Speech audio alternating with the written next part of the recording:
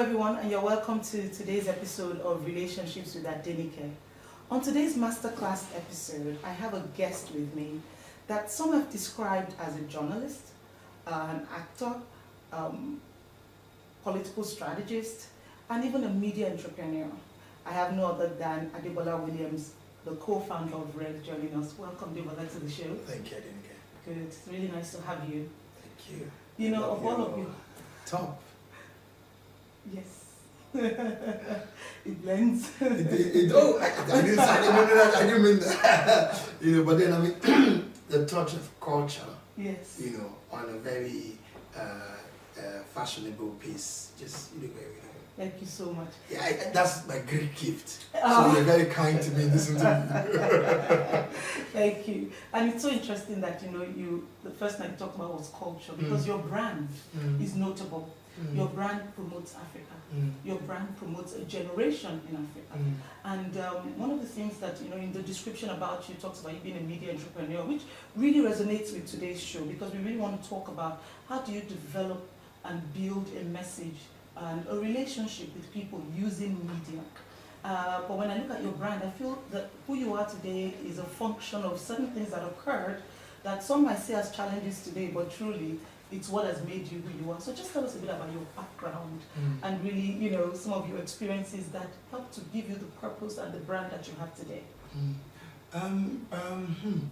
That's always tough, but I'll start from the brand and the culture part, especially what I wear. Yes. I think that I went through a phase where I thought as Africans and Nigerians, we were not identifying strongly enough with our culture, and we weren't making a bold statement of who we were around the world. So we've gone through a phase where we now wear, a native and things in Nigeria. Right. But once we step out or when we're going to the office, we think it's a formal setting, and formality means Western to us. Okay.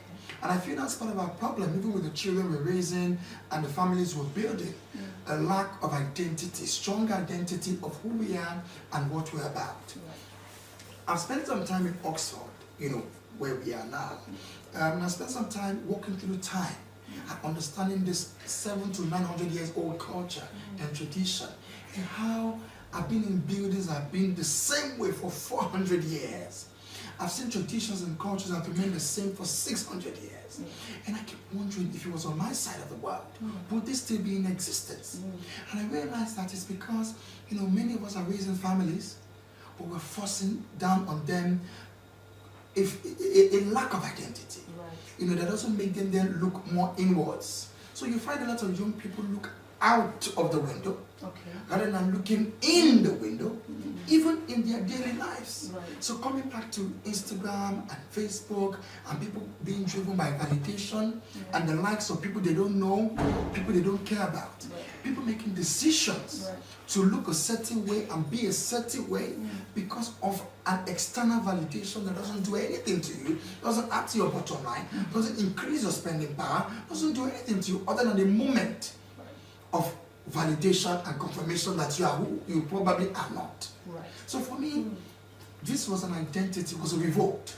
Okay. To say that I'm proud of who I am, and I would always look inwards to source. I find that even in our nations, many times people look for best practices. But I say, look at best practice, but come back and look at context. Okay. Come back and fit into who you were. Okay. So all my life as a child, I found that most of the time in the situations I was in, I always looked at what was best that I could do in my context. Okay. I was that kind of child who was very hopeful, who was a dreamer, and who always believed that things don't happen to you, they happen for you, but there is a bridge between 2 and 4. That is you, what you do. And that's a very interesting angle that you brought in, because in a lot of what you said, and I 100% you're spot on, I see the linkage between who you are as a child, maybe your personality, and the things and how you have processed things, to where you are and the context in which you speak about being able to appreciate our culture and your brand and the rest of it. But if we look at that connection, did you find that even in the environment, you grew up in Nigeria, even in that environment, having gone from living in a very comfortable and affluent location and having an affluent family, going through those challenges, why do you think that, unlike a lot of other people, you didn't get lost in that? What was significant? Think back, was it relationships? Was it people that came in at strategic times and connected with you that helped you look outside of yourself and kept that hope that you talk about? You know, I still haven't figured out in its entirety. So until then, this remains, what I would say. And I say that even when I figure it out, I still think it's all boils down to God. Right. I think probably I just enjoyed some kind of grace that I feel is available to all of us. Yes. And we just need to tap into it. Yes. I would not deny that I was a hopeful child. As a young boy, I remember my sister would say to me when I was between 5 and 7, and things were going bad for my family, my sister would say how hopeful I was, how they were worried about how I was going to survive and cope. Right. And I was telling them, don't worry, everything will be okay. Don't worry. But they were being sick, they were being afraid. But then, which is why I always say now, that hope is the most powerful weapon you can have in your life. Right. There is nothing more powerful than a hopeful people. Because if you're hopeful, you wake up every day hoping that things will get better. Right. You commit and focus on that thing you want to do, hoping that something good will come out of it. So you're always looking on the bright side of life. So speaking to, and I like that. So let's look at our continent. Let's look at that African continent. Let's look at that young person that wakes up and sees or hears over the news that their country is in debt, that they have been insulted as a people, as a race. And although the hope is there, one of the things that I want to link it up to, and I really like that, is how does hope translate to resilience? Let's link hope to then, that when you talked about those 2 and 4, in between hope and resilience, would you craft a vision and a purpose that then sustains that hope? So I think with hope comes dreaming. Right, exactly. You have to dream. Yes. You have to let your child roam and dream. Yeah. So when you dream, and then you hope that the dreams can come to reality, yeah. then you put in the passion and the drive to be able to get there. Yeah. If you hope it will work, then you would go every day. Basic example, when you sleep, you open your eyes in the morning. When you first sleep, you sleep hoping that you wake up in the morning. Exactly. Some kind of faith. Yes. Hope is linked with faith and belief. Yes. In the morning, you open your eyes, hoping you would see. Then you lift your back, hoping your spine will work. And you get up. You put your feet on the floor, hoping that your legs will carry you. We are already prone, we are already built to hope. But people do not just appreciate these little things. Exactly. And that's also because sometimes you don't pay attention to the inner man, to the present. Yes. We'll focus on what is in the next man's garden. We keep looking out of the window, not enough in the mirror. Even if let's even go Christian. When God says you have the power to do all things. If you focus on God, when God says I've made you my image and likeness, when God says I've given you dominion over the things of the air, sea, land, and all of that. If God says I've given you power to create, if you focus on God, I am you. You created heaven and earth. Then if I am you, then I can create. In my own environment. Because you focus on what it is. But we don't pay attention to those things. Yes. The man that created television only took an extension of God that created the beautiful skies and the sea and put it in a box. So when God says, I've given you power to create, when he says, I've given you dominion over the things of the air and the fishes of the sea, if you do nothing to prevent the oil companies from spilling oil in the water that kills a fish, then you're failing in your responsibility as a person God said, I gave you dominion to watch over things of the sea. So I think sometimes what is missing is retrospect. People are not looking in and being aware. And that's a challenge for a millennial generation, because as fantastic as media is, a lot of times it projects to you a view, and you have to be careful to always keep your context in place. So I think there's something you said, we're going to take a quick break, but I noticed you already talked about television, so I can tell that the media brand is sipping out bits and bobs. We'll be right back after this break. Thank you.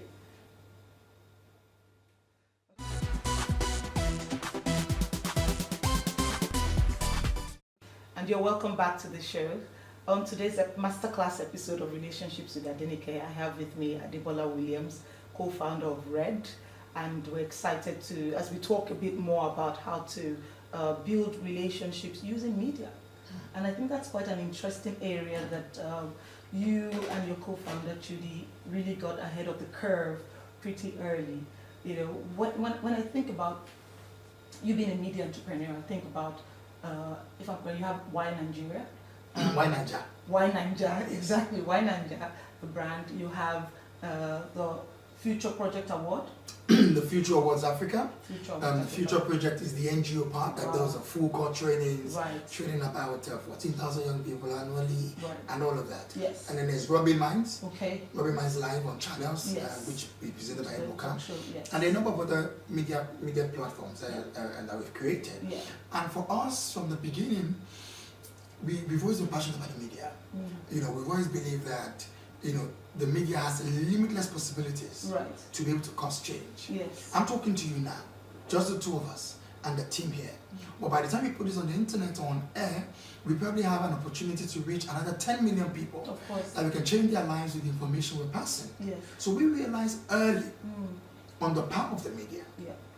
So when we created the Future Awards Africa 13 years ago, it was because we wanted to address the societal ills. We wanted to re-engineer society and move young people from redundancy, you know, to high achieving. Right. We wanted to move young people from that era of internet fraud and, you know, lack of hope, you know, and helplessness, yes. to a generation that was hopeful, empowered, enlightened, and felt like they could help themselves, even if the system did not help them. And at that point, considering this was like 13 years ago before we had social media, you probably didn't have a lot of the So tools that's where we're going. So we that you actually had did today. have. Right. We had Facebook. Yes. We had the blogs. Right. So at that time we had blogs like mutiokidewa.com. Bella Niger was a pink, straight blog with the yes. girl with big hair, Yeah. some cartoon character. It wasn't the nice blog that it was today. Yes. There was Tony Payne, who had NigerianEntertainment.com. Nairaland was really big at that time. Was, yeah. So we were the first event that actually used those blogs as media partner. Exactly. And drove a campaign using these platforms. You know, at that time people weren't paying too much attention, you know, to them. So we had the first mover advantage to see that there was a community that was building around these platforms, and that we could begin to harness yes. those platforms. And so it was since then that we've been aware, you know, of the power of the media to cause change. I know that's so interesting because, I mean, just you talking about those, it shows a level of savviness that you've had and all of that. But I find that was fantastic in terms of being able to connect with a generation.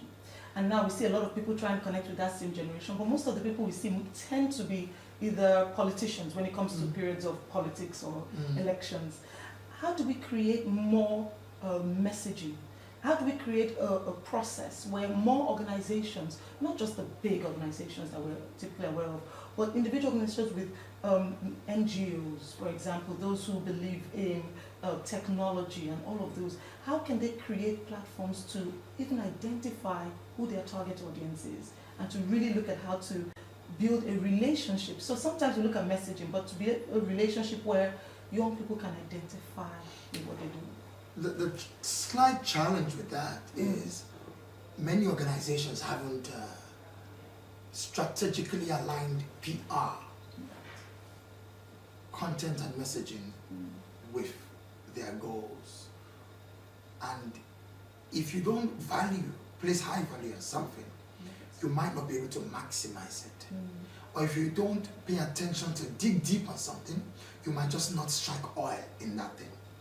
And so organizations need to begin to realize that, you know, while they're planning for advertising, there's an audience that you can no longer just present an advertising to and they'll shut up. Now they'll tell you, oh, that's rubbish. Oh, you know, that's not good enough. Yes. Now there's a clutter of advertising out there. Yes. So you need to begin to engage them in another way. So the challenge so far is that brands are using PR more for crisis management or using it as to drive bottom line directly. Right. Rather than using it to build conversations, yes, exactly. Store up goodwill and emotions that can be activated when they see the advertising, so we provoke them instantly to action. You know, what you just said is so key because I'm one person that believes that life is all about relationships. And a lot of times when people look at, which is really the essence of why we're having this conversation, that sometimes we look at relationships just from the, not just from the emotive, but really from the physical, really from standing behind a place to connect. Sometimes from what I can get, and not about you. So the challenge is, many of the organizations are not building relationships with their audience. Exactly. They just want to hit the bottom line. We just want to present. But you've got to love me, because a human being is an emotional animal. And that's so you have to connect with them emotionally. So I keep telling, when I speak in marketing conference, I said, listen, it's no longer B2B, B2C. It's now H to H, human to human. No matter how logical the person is, he still has blood in his veins and the heart. They still make it. Sometimes people are so logical. It's formed by the emotion they've gone through. Right. Sometimes, actually many times, it's your emotions. Yes. And so when you're trying to engage a target audience, you must think about the relationship. Imagine when you tell your husband, you haven't told me I love you. And he'll show you a text. I got I love you here. I got to tell you, okay, I'm sorry. 2 hours later, you say, ask the same thing, because you don't need him to use logic. You need him to connect your emotions. Exactly. And that's so the messaging is taken 2 different ways. So PR is helping you manage subtly to build emotion. So even in a relationship with a human being, everybody wants to be seen or heard. No matter how much they think I'm shy, I don't like attention. Even that guy doesn't like attention, wants to be seen or heard in another way. So in a relationship that you want to build, the question I always ask myself first is, what am I going to give this person? Right. What does this person want? What do I do that can make this person happy? Then after that, this person can serve my purpose. So sometimes people always think, oh, but that's being strategic. First of all, life is strategy. Yes. Secondly, I see it as you're selfish if you want something from me and you haven't thought about what to give me first. So it's not about kickback. It's about, am I going to give him my value, my excellence, the fact that I'm going to say to you, okay, I know you have a problem with delivering excellent projects. This is the value I bring. So you have to be bringing something to the table. And I like that because, again, the focus is really to start to get a generation of the millennials to think this way. Not to think about, a lot of people say millennials are entitled. They want what they want it now, they live in an instant world. But that ability for them to start to look at themselves as a service or a product for somebody else. The other person. Yes, exactly. Stop being so much in yourself. That you do not see. The moment you're thinking about yourself, you're not paying attention to other people. So if you want, stop a minute. Right, exactly. So does that person want? Exactly. And what can I serve? How can I be of service? So that in return, they can also be of service. Look at, I like to go to the Bible. I like to use Jesus a lot of examples. Jesus says to you, I will give you eternal life. Come to me. But what does he do before then?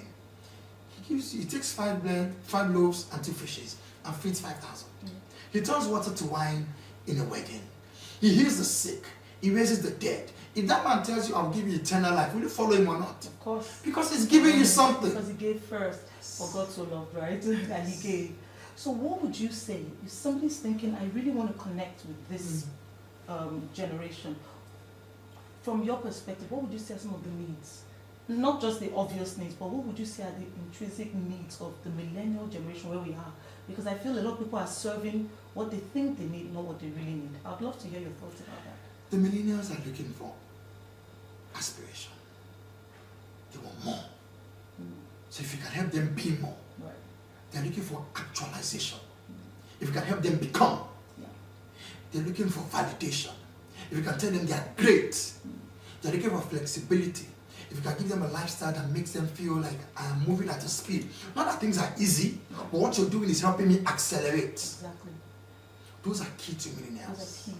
So in connecting, those are some very important things. Yes, and they want to win. Yeah. So they want you to give them things. Yes. Of course, and it's a generation that is driven by pop culture. So they want to feel cool, they want to speak their language, they like the paparazzi. So if you have to package a strong message, when we started The Future 13 years ago, we wanted to pass a strong message of hope, of empowerment, of a can-do spirit, of leadership, of service, of common good, but we knew we had to package it in an aspirational way with pop culture. Yeah. So we presented an award, and we're celebrating people who were cleaning the toilets. Yeah. So suddenly someone realized that, oh, so if I'm helping children in the slum, I can be celebrated. Oh, brilliant. So the celebration in service, there are many more young people started serve. That's exactly, I love that. That's just fantastic. Of course, I already knew what the vision was, but just being able to articulate it back that millennials also need to be a generation that look at service for greatness. We'll be right back after this break. There's so much for us to talk about. Don't go away. Thank you.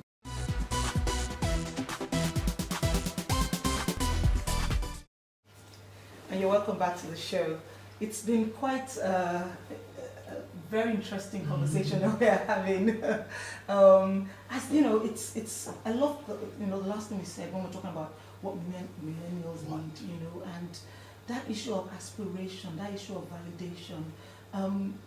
It's so amazing how something that is a need can be misused if not recognized. So where am I going to with this?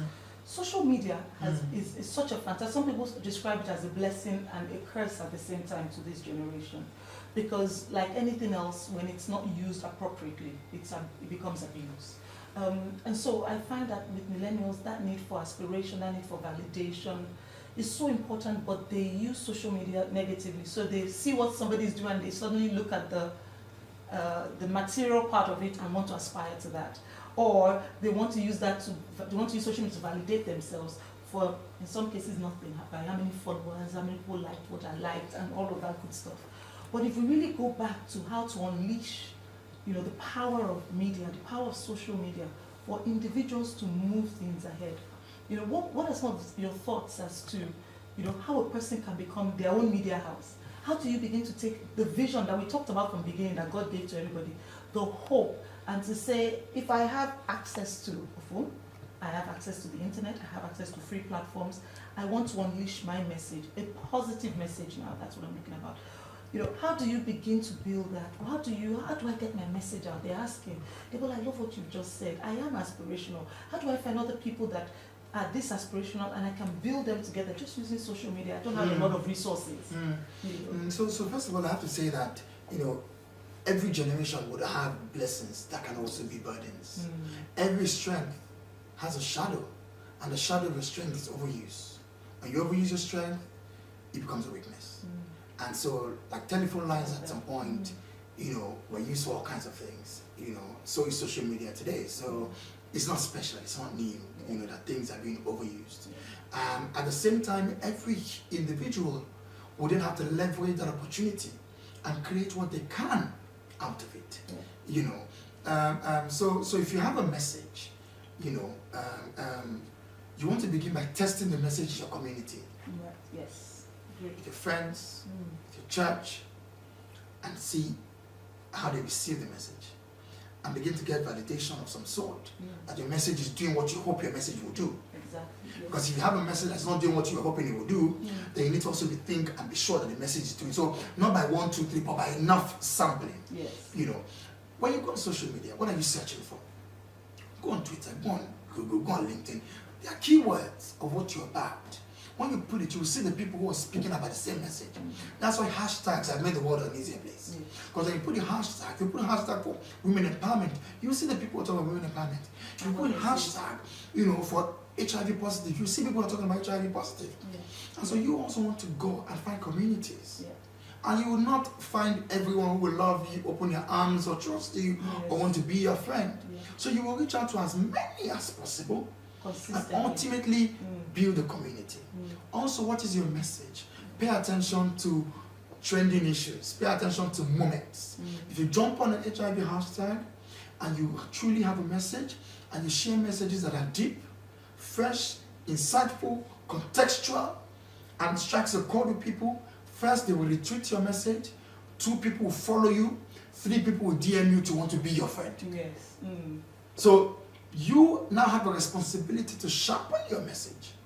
You have a responsibility to go and research and beef up your own bank with enough information that truly makes you an authority. Because many times people say, I have a message. When you hear them after 2 minutes, you're wondering, Where is the message? So you also have to be ready. You also have to be prepared with the message. You know, when there is an issue, even an issue that has nothing to do with probably say HIV positive, but you want to share a message about it being HIV positive, what do? There's an issue on maybe cancer, you know, as Women's Cancer Month, and there is a hashtag. How do you link that to your own purpose? You want to sell a new brand of water. There's water crisis in your home or your neighborhood, or there's even an electricity crisis, or there's even a fight on Twitter about something, or about government nation. You know, there's a fire somewhere sometime, and you know, someone came to me who does something on the other thing like a dry cleaning, you know, mobile drugs. Go and tweet and say if you ever near a fire, these are 5 things to do to your cotton cloth. This is how to clean your clothes if you've been around smoke. Wow. You know, a completely different way of looking at the message. It's the same issue we are sharing. Yes. If you're selling, you know, a brand of wiper for a car, you know, it doesn't make any sense. But what is the angle of a brand of wiper on a car to a fire incident? If you're selling, you know, something, water, you know, a snack, you know, whatever, just link it to something. To be common. Yes, but you must have a message so you don't look insensitive. Yes. So have a message that can be relevant and useful to people. So you have to do the homework to be aware of those opportunities. And then sometimes, even if you don't have all of this, just keep putting your message out. Stick with it. Be consistent. If your message is deep, fresh, insightful, contextual, and useful, people will retweet you and you will slowly begin to gather an audience. You know, this is, I really like the approach, and very practical too. Very practical. You know, I'm sure you've heard this several times. I listened to your speech delivery at the Obama Foundation and the summit, and you know, one of the things that you talked about, and I'm coming to this area, like I mentioned, for the political arena, and when you talked about, you know, the highest office is the office of the citizen. Very simple, but so powerful, profound, that cuts across everywhere else. As you work, because I know that's part of the work you do with presidents and those in government, how are you able to manage those two messages, for example? So what you just shared earlier on, I want to look at it from that practical, very high level, to say, I help them create a profile to help get their message across. But a lot of times their message does not always align with what the Office of the Citizen and the accountability required. Where you do find, you know, using media and your brand to sort of share what seems to be two separate things, how do you create that clarity and stay authentic to what you do? I think the first thing that should worry you is that why is a man who is helping governments charging the citizens to hold them to account? That should make the first case for you on the kind of person and the kind of people that we are. We would at no point wish that the citizens be silenced. We would at no point wish that the citizens choose silence. We actually encourage. We want them to. And that's why my messaging is much more stronger and louder in asking the people to rise up and demand of those they have contracted to supply them governance, to be accountable and to do what they promise them to do. Especially on the continent where you have a history of contractors disappearing, going to sleep when you give them the job. Because it's simple. What we do in our nations is you basically, as a people, gather your resources and say, okay, take our oil, take our diamonds, take our people, take our groundnuts, take all we have. Help us make the best of it. That's what we do. We own it as the people. We've only entrusted it to a few people as caretakers. The moment you notice they're not doing what you asked them to do, you rise up and you demand. Then you all make yourself eligible such that in the next cycle you fire them and you hire new contractors. It doesn't stop our work. No, it shouldn't. If we work for someone who doesn't live up to their promise, the people should fire that person. Because there's a place for you to, it has to be two hats is where I'm going to. Yes. There has to be a hat where we're going to help you provide good governance. But keep to the promise. Exactly. And then we're going to also help those who should get the good governance to make sure they recognize what it is. And that's where I was going. So which is why in Nigeria, we spent the same 13 years building a generation of empowered young people so that they can make enlightened decisions. So if you check many of the young people who hold governments accountable today, they've had a journey with the future awards. They've had a journey with all the platforms we've created, from Enough is Enough to the Symposium for Young and Emerging Leaders to Robbing Minds to Why Nigeria. They've had a relationship. They've been inspired, enlightened by those platforms. So they make better choices and demand for account. So that's what we've done in Nigeria, in a few other countries, but on the larger scale continentally, which is why the message we take around is of standing up and making demand, so that it gives checks and balances to the people. What we want to do with the people we work for is such that when they are doing good work, we know that there are quite a number of times, many actually, where a government is also doing good work, but they are politicking such that they don't have time to tell those narratives and lay them out clearly. You know, so I'm in a nation where this nation has come out, from some major, problems, and a number of their things are going really well, and on the continent they're highly placed, and so many things, but the people don't see it. They don't, because the government hasn't told them. And that's where that relationship must be maintained. So now in that country, how do you help the government to show the people that, guys, this is what you've come through. This is what you've come out from. Been out from. So that's why sometimes governments also need to hire agencies. You don't need everybody to work inside the government. Just people from the outside, overview, who can help you with the pulse of the masses, and then make that bridge in the language of the people. And get that messaging out and maintain those relationships. Exactly. Wow, a lot has been shared again, and we'll be right back after this short break.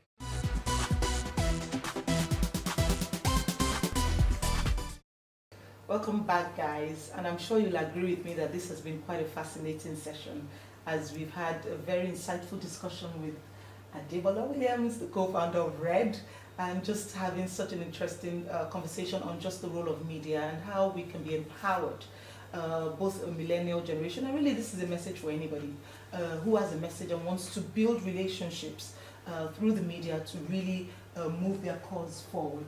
So what would you say for organizations and people that really want to connect with this huge population of young Africans? What would you say are some of the key principles in providing them with either a service or moving their message forward or making an impact across the continent? I mean, I think the first thing is to understand this audience you're talking about. If you want to reach out to someone, you must understand what is important to that person. You must be able to speak to the part of their brain that wants to feel like they are doing this for themselves. And it's an intrinsic value of man. Man wants to win. Man wants to feel like I'm doing this for myself. So you have to be able to understand that. In my organization, we have something called Work From Home Day, Work From Home Week, because a lot of our team members are millennials. So we want to give them the flexibility that comes with the age of the millennial. So an understanding of that audience. Of what their needs are. Yes. We create a safe space for them. There was a time we had a lot of attritions. And people were leaving, because we thought they were delivering as they should. But we kept them close. Became a big family of alumni. They started coming back. That's interesting. The ones who didn't come back, people who were in did not leave anymore. Because we changed the culture. So you need to understand the audience. Once you can understand, that's the first and only principle. Understand your audience. And understand you're dealing with human beings. So when you've done your B2B and B2C and blah, blah, blah, know that the overriding rule is H to H. Human to human. An animal driven by emotion. How do I reach them on an emotional level? And people are most gotten with what is important to them. That's what their emotions are tied into. I like that. And what in a what we call a time when a phrase like fake news, alternative facts, and all of those words.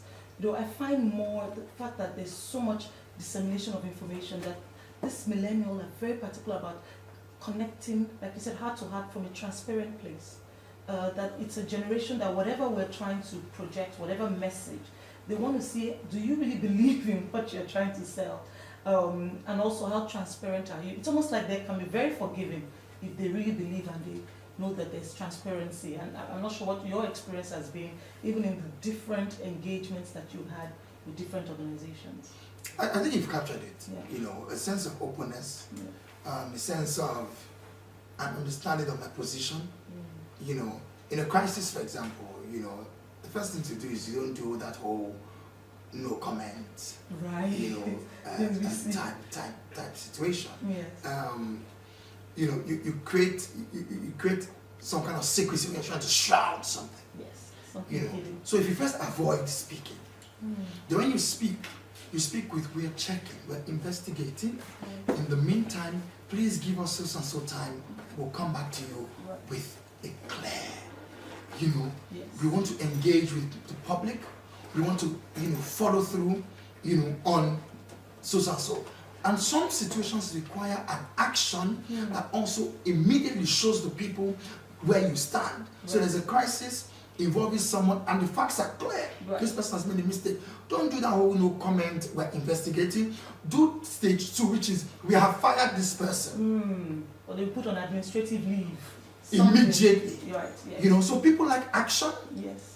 And the action can be in 2 folds depending on the degree. Right. 1 fold can be we are engaging. Immediately we have done 1, 2, put clarity 1, 2, 3, 4, 5, 6. Yeah. Or we have actually even brought in the big stick, and this is where we're going. People want to get a sense that you're doing something, but not just anything for just your interest, but then you have the interest of the whole situation, and everybody is winning. Exactly. People want to win in an election. Yeah. When people vote for you, they vote for you because they think that if you win, you will do something that makes their lives better. Exactly. So they're voting for you to win.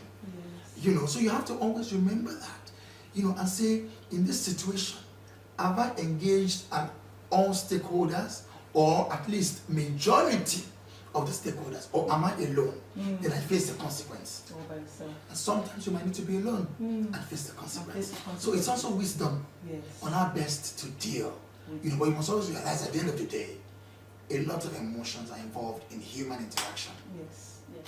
One of the things that I've always liked about you is the fact that although you read a lot about, who is the other way, who is that, you've been able to maintain a focus in terms of your purpose, your brand. And I think that's one of the challenges that millennials face, and they face it partly because of the noise coming from earlier generations.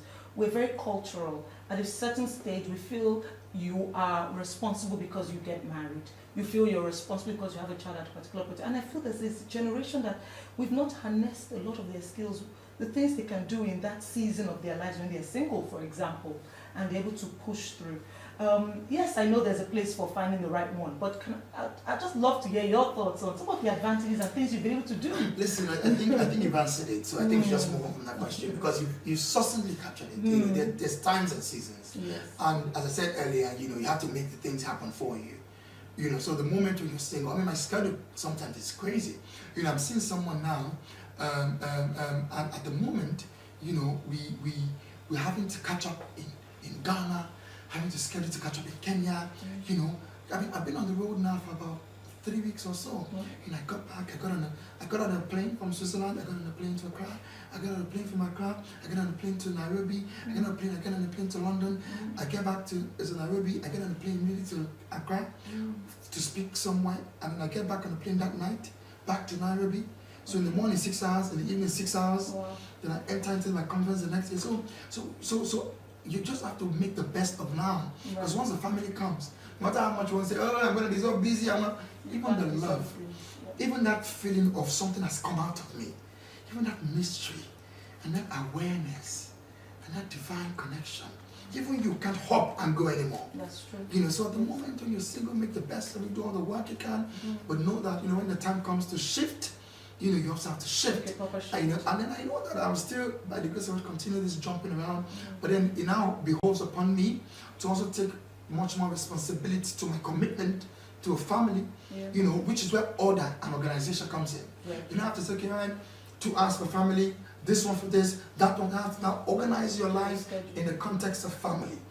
So it's a blessing when you're single. It's a much more bigger blessing when you're married. Your wife is also helping you plan, helping you envision, helping you manage. Women are frugal, women are big dream, women are some support system.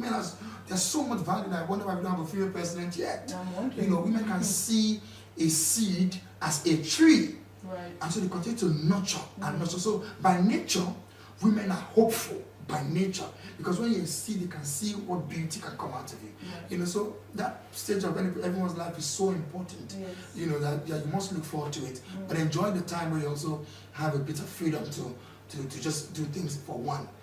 But even as a person, when you live in a society and a community, you can't even do things for one. So even as a whole human being, you should have been considering other people, greater good. There should be kids you're sponsoring to school. There should be people you're feeding. There should be people you're clothing. There should be people around. So you're already in the condition of service. So with your family, it's just much more that, okay, I have these 2 people are now, officially my responsibility. But already as a human being, it should never ever be just about yourself. Yes, exactly. Spot on.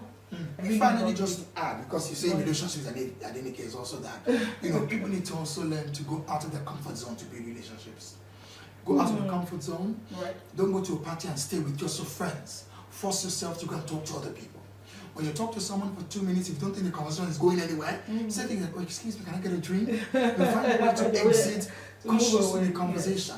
Every time you go out, try to take like 5 counts. Go home, send 2 or 3 emails titled Connecting, Lord Gina. Stay connected to those people. When you get into their country, their state, hey, I'm in your city, they might not see each other. When you run into each other again in the future, or one day you're like, do I know anybody in the House of Lords? Oh, there was somebody I met. You will not call them out of the blue. You go back to that email chain you exchanged 2 years ago. And say, hey, I need to reach this. Can you help me? And then don't be afraid to say nice things to people. Human beings, remember, want to win. So when you come to someone, tell to them you look beautiful. It doesn't take anything out of you. Smile. It doesn't hurt. Tell another woman her shoe is beautiful. Don't start looking at yours and comparing. Just appreciate her. There's no competition. If you're as a woman, you're afraid that you're going to meet men and they're going to think you're flirtatious, that's not true. Be humble when you meet people. Don't go with an air. So when you say nice things at people, you empower them. So already you look humble. And you leave them with a good memory. And I love the way and finally be kind. You said that. Be kind. Always learn to gift people something. Gift kind words, gift physical things, gift of your time. It's a seed. It will come back to you either through that person or through other people. And when you build relationship with Adenyke, you have built relationship with 5 other people. So you need to pay attention. If you build a relationship with the CEO of a company, there's definitely 5 other CEOs who are his friends. And if you need to reach those people, you can reach them through him. So take time to nurture relationships. It's like a flower. If you don't give it water, manure, sun, it will not grow. So you have to do the work so you can get the fruits or the beauty. Wow, excellent. Thank you so much, Adebola. Thank you for having me. It's been a very, very nice time chatting with you. And I know that there's been so much value, so much that Adebola has said that I believe that would enable all of us, because, just tying it all together at the end of the day, it's human to human, and we're all created for relationships.